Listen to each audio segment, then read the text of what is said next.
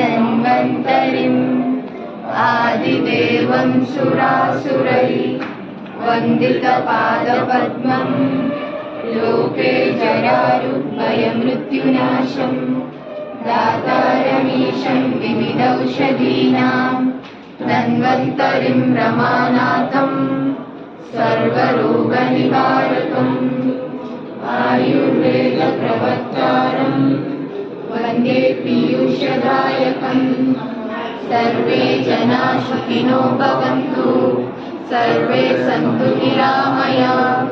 ॐ शान्ति शान्ति शान्तिः।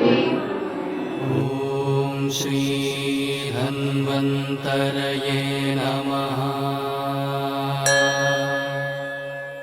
ॐ श्री धन्वन्तरये नमः।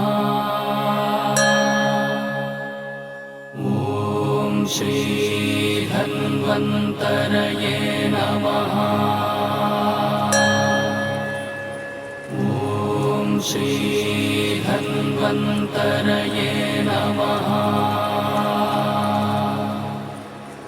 ॐ श्री धन्वन्तरये नमः।